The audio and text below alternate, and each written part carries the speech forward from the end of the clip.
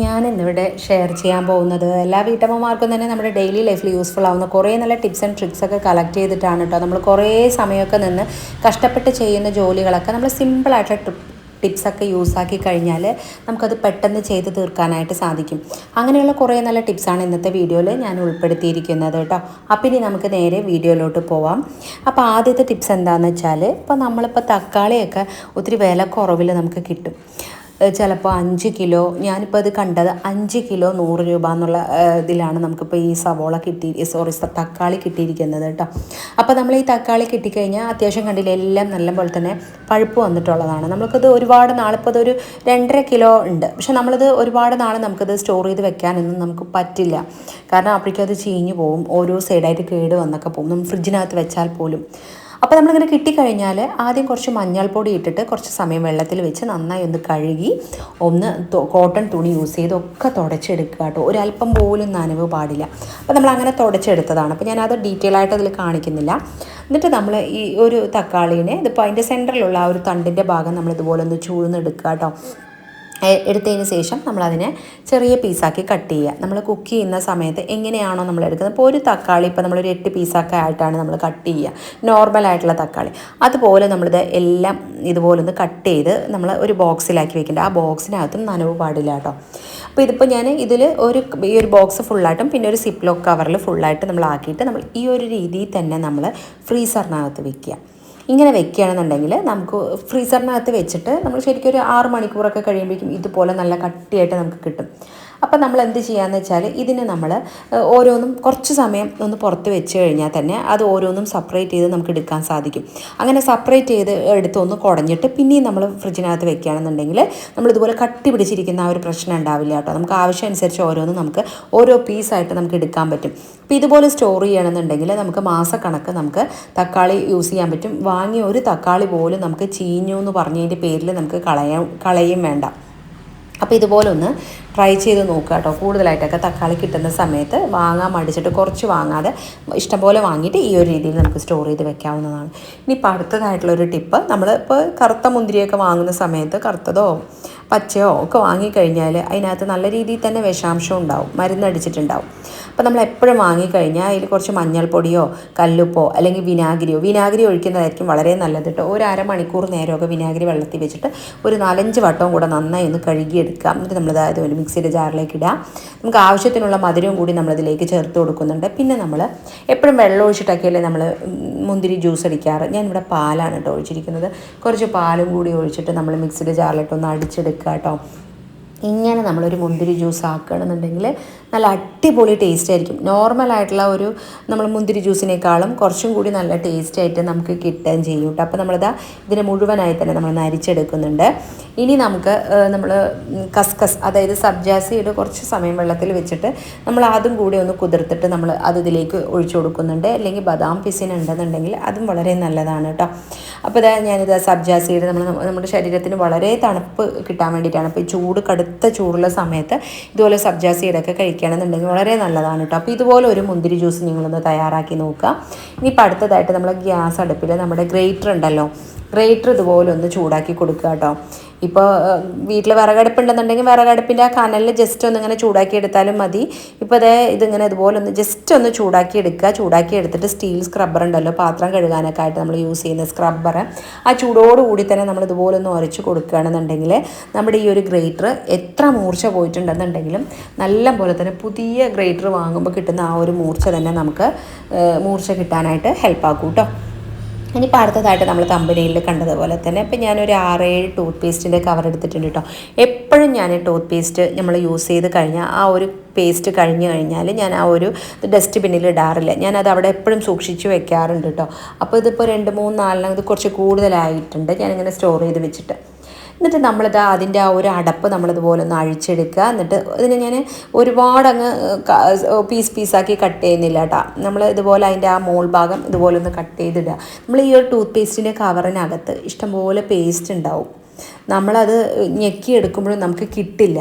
ഇത് നമ്മൾ കട്ട് ചെയ്തെടുക്കുകയാണെങ്കിൽ കണ്ടില്ലേ, ഈ ഒരു രീതിയിൽ നമുക്ക് എപ്പോഴും അതിനകത്ത് നിന്ന് പേസ്റ്റ് നമുക്ക് കൂടുതലായിട്ട് കിട്ടും.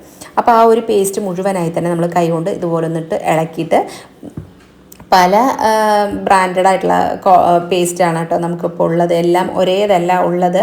അപ്പോൾ അതെല്ലാം കൂടി നമ്മളിതാ ഇതുപോലെ ഒന്ന് മിക്സ് ചെയ്ത് അതിൻ്റെ ഉള്ളിലുള്ള പേസ്റ്റ് എല്ലാം തന്നെ നമ്മളിതാ ഇതുപോലെ സെപ്പറേറ്റ് ചെയ്ത് എടുത്തിട്ടുണ്ട്. സെപ്പറേറ്റ് ചെയ്ത് എടുത്തതിന് ശേഷം പിന്നെ നമ്മൾ ഇത്രയും നമുക്ക് കവർ കിട്ടിയിട്ടുണ്ട്. ഈ കവർ കളയുന്നില്ല കേട്ടോ. ഇത് യൂസ് ചെയ്തിട്ട് ഞാൻ ടിപ്പ് കാണിക്കുന്നുണ്ട്. കുറച്ച് ഞാനിത് 1 ടേബിൾ സ്പൂണോളം ഡിഷ് വാഷ് ലിക്വിഡ് ഞാനിതിലേക്ക് ചേർത്ത് കൊടുക്കുന്നുണ്ട്. ചേർത്ത് കൊടുക്കാതെയും ഈ ഒരു വെള്ളം നമ്മൾ യൂസ് ചെയ്തിട്ട് ക്ലീനിങ് പർപ്പസിന് നമുക്ക് ഉപയോഗിക്കാൻ പറ്റും. കുറച്ച് ഡിഷ് വാഷ് ലിക്വിഡ് ചേർത്ത് കൊടുത്തു കഴിഞ്ഞാൽ നമുക്കിത് യൂസ് ചെയ്തിട്ട് പാത്രം കഴുകാനൊക്കെ സാധിക്കും കേട്ടോ. അപ്പോൾ അത് നന്നായി തന്നെ ഒന്ന് മിക്സ് ചെയ്ത് എടുക്കുന്നുണ്ട്. അതിൽ അടിയിലൊക്കെ ശരിക്കും പറഞ്ഞാൽ പേസ്റ്റിൻ്റെ ഇതൊക്കെ കിടക്കുന്നുണ്ടാവും. അപ്പോൾ നമ്മൾ കൈ കൊണ്ട് നന്നായി ഇല്ലെങ്കിൽ ഇതുപോലെ സ്പൂൺ യൂസ് ചെയ്തിട്ട് നന്നായി തന്നെ ഒന്ന് കഴുകിയെടുക്കാവുന്നതാണ് കേട്ടോ. ഇനി നമ്മൾ ഇതിൻ്റെ കവർ ഉണ്ടല്ലോ, അപ്പോൾ നമ്മൾ കട്ട് ചെയ്തിരിക്കുന്നത് തന്നെ ഈ ഒരു പരുവത്തിലാണ് നമ്മൾ കട്ട് ചെയ്തിരിക്കുന്നത്. ഇതിലേക്ക് നമ്മൾ ഇതുപോലെ കത്തിയൊക്കെ ഉണ്ടെന്നുണ്ടെങ്കിൽ കത്തി 2 എണ്ണമൊക്കെ ഇട്ടിട്ട് 2 സൈഡിട്ട് ഒന്ന് ജസ്റ്റ് മടക്കിയിട്ട് ഇതുപോലെ റബ്ബർ ബാൻഡിലിട്ട് നമ്മൾ വീട്ടിനകത്ത് വെക്കുകയാണെങ്കിലും കബോർഡിനകത്ത് വെക്കുകയാണെന്നുണ്ടെങ്കിൽ ഈ ഒരു രീതിയിൽ വെക്കുകയാണെങ്കിൽ കുട്ടികൾ പെട്ടെന്ന് എടുക്കുമ്പോൾ കൈ മുറിഞ്ഞു പോവാതെയൊക്കെ നമുക്ക് പറ്റൂട്ടോ. അപ്പോൾ വെക്കേഷനൊക്കെ സ്റ്റാർട്ട് ചെയ്തിരിക്കുകയാണ്, നമ്മൾ എവിടെ എന്ത് സൂക്ഷിച്ചിട്ടുണ്ടെങ്കിലും മാങ്ങ മുറിക്കാനും അങ്ങനെയൊക്കെ ആയിട്ട് അവർ കത്തി മിക്കവാറും എടുക്കാറുണ്ടല്ലോ. അപ്പോൾ അത് പെട്ടെന്ന് എടുക്കുമ്പോൾ കൈ മുറിഞ്ഞു പോവാതിരിക്കാനും ഇങ്ങനെ ചെയ്യുന്നത് വളരെ നല്ലതാണ് കേട്ടോ. പിന്നെ നമ്മളിപ്പോൾ വെക്കേഷനൊക്കെയാണ്, പലരും ഓരോ യാത്ര പോവും, ടൂറ് പോവുകയൊക്കെ ചെയ്യുമ്പോൾ നമ്മൾ ഇടയിലൊക്കെ വല്ല ഫ്രൂട്ട്സൊക്കെ കട്ട് ചെയ്യാനോ അങ്ങനെ എന്തിനെങ്കിലുമൊക്കെ നമ്മൾ കത്തി എടുത്തിട്ട് പോകാറുണ്ട്. അപ്പോൾ നമ്മൾ ഹാൻഡ് ബാഗിനകത്ത് നേരെ അങ്ങനെ ഇടാതെ ഈ ഒരു രീതിയിലാക്കിയിട്ട് നമ്മൾ വെക്കുകയാണെന്നുണ്ടെങ്കിൽ നമ്മൾ എവിടെ വെക്കുകയാണെന്നുണ്ടെങ്കിലും അത് നമുക്ക് സേഫായിരിക്കുകയും ചെയ്യും കേട്ടോ. അപ്പോൾ ഇതുപോലെ നിങ്ങൾ കത്തിയൊക്കെ കിട്ടുന്ന സമയത്ത് അല്ല അങ്ങനെ കത്തി ഈ ഒരു രീതിയിൽ നിങ്ങൾ സ്റ്റോർ ചെയ്യുക. അപ്പോൾ ഈ ഒരു കവർ യൂസ് ചെയ്തിട്ട് കേട്ടോ. അപ്പോൾ ഇതേപോലെ ചെയ്യുക. പിന്നെ നമ്മൾ അടുത്തതായിട്ട് നമ്മൾ തേങ്ങാ ചിരവിയൊക്കെ ഉണ്ടല്ലോ, തേങ്ങാ ചിരവിയൊക്കെ നമ്മൾ ആവശ്യം ചിലത് ഫിക്സഡ് ആയിട്ട് നമ്മൾ ഈ കൗണ്ടർ ടോപ്പിൽ വെക്കുന്നതുണ്ട്. ചിലത് നമ്മൾ ഇങ്ങനെ ആവശ്യത്തിന് മാത്രം നമുക്ക് വെച്ചിട്ട് എടുക്കാൻ പറ്റുന്ന രീതിയിലുണ്ട്. ഇപ്പോൾ നമ്മളത് എൻ്റെ ഈ ഒരു ചിരവാന്ന് വെച്ചാൽ നമുക്ക് ആവശ്യത്തിന് മാത്രം ഇതുപോലെ വെക്കാം. അത് കഴിഞ്ഞാൽ നമുക്ക് എടുത്തിട്ട് എവിടെയാച്ചാൽ മാറ്റി വെക്കാം കേട്ടോ. അപ്പോൾ ഇത് ഫിക്സഡ് ആയിട്ട് വെക്കുന്നതൊക്കെ ആണെന്നുണ്ടെങ്കിൽ അതിൻ്റെ കവർ നമുക്ക് ഓൾറെഡി ഇത് വാങ്ങുമ്പോൾ കിട്ടും.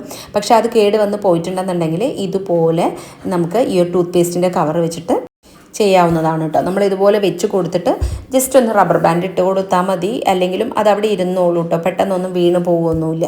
അപ്പോൾ കുട്ടികളുടെ കൈയൊന്നും പെട്ടെന്ന് തട്ടി മുറിഞ്ഞു പോവാതിരിക്കാനായിട്ടും നമ്മൾ തന്നെ എന്തെങ്കിലും അതിൻ്റെ ആ ഭാഗത്ത് നിന്ന് എന്തെങ്കിലും എടുക്കുമ്പോൾ നമ്മുടെ കൈ തട്ടിയിട്ടാണെങ്കിലും ചിലപ്പോൾ കൈയൊക്കെ മുറിയാൻ സാധ്യതയുണ്ട്. അതൊക്കെ നമുക്ക് ഒഴിവാക്കാനായിട്ട് സാധിക്കും കേട്ടോ. അപ്പോൾ ഇതുപോലെ ഒന്ന് ചെയ്ത് നോക്കുക. ഇനി നമ്മൾ ആ ഒരു മിക്സ് ചെയ്തിട്ടുള്ള ആ ഒരു ടൂത്ത് പേസ്റ്റിൻ്റെയും വെള്ളവും അതുപോലെ തന്നെ നമ്മൾ ഡിഷ് വാഷ് ലിക്വിഡ് മിക്സ് ചെയ്തതുണ്ടല്ലോ, അത് നമ്മൾ ഇതുപോലൊരു ബോട്ടിലാക്കി കൊടുക്കുന്നുണ്ട് കേട്ടോ. ഇത് യൂസ് ചെയ്തിട്ട് നമുക്ക് വീട് മുഴുവനായി തന്നെ നമുക്ക് ക്ലീൻ ആക്കാനായിട്ട് നമുക്ക് പറ്റും. അപ്പോൾ അത് നമുക്ക് 2 ബോട്ടിൽ കിട്ടിയിട്ടുണ്ട്. ശരിക്കും ഇതിൽ നമ്മൾ ഇങ്ങനെ മുകളിലായിട്ട് നമ്മൾ ഒഴിച്ചത് കൊണ്ട് കുറേയൊക്കെ പദം അങ്ങനെ മുകളിൽ നിൽക്കുക കേട്ടോ. അപ്പോൾ ശരിക്കും പറയുകയാണെങ്കിൽ നമുക്കൊരു 1.5 ലിറ്ററോളം നമുക്ക് ഇതിപ്പോൾ അത് കിട്ടിയിട്ടുണ്ട്. അപ്പോൾ വെറുതെ കളയുന്ന ടൂത്ത് പേസ്റ്റ് ഇതിൻ്റെ കവർ യൂസ് ചെയ്തിട്ടാണ് നമ്മളിതുപോലെ ഒന്ന് ആക്കിയെടുത്തിരിക്കുന്നത് കേട്ടോ. അപ്പോൾ ഇത് യൂസ് ചെയ്ത് കഴിഞ്ഞാൽ നമുക്ക് വീട് മുഴുവനായിട്ട് ക്ലീൻ ആക്കാൻ പറ്റും. ബാത്റൂം ക്ലീൻ ആക്കാം, wash basin, sink, steel tap എന്ന് പറഞ്ഞ പോലെ നമ്മൾ വീടിനകം തുടയ്ക്കുമ്പോൾ ഈ ഒരു സൊല്യൂഷൻ കുറച്ച് ഒഴിച്ചു കൊടുത്തു കഴിഞ്ഞാൽ നല്ല അടിപൊളിയായിട്ട് തന്നെ നമുക്ക് വീടിനകമൊക്കെ നമുക്ക് ക്ലീനായി കിട്ടും. വെള്ള ടൈലൊക്കെ ആണെന്നുണ്ടെങ്കിൽ നല്ല പോലെ തന്നെ നമുക്കത് ഷൈനിങ് നമുക്ക് വേറെ സെപ്പറേറ്റ് ചെയ്ത് തന്നെ അറിയും കേട്ടോ. അതുപോലെ നല്ല മണവും ഉണ്ടാവും.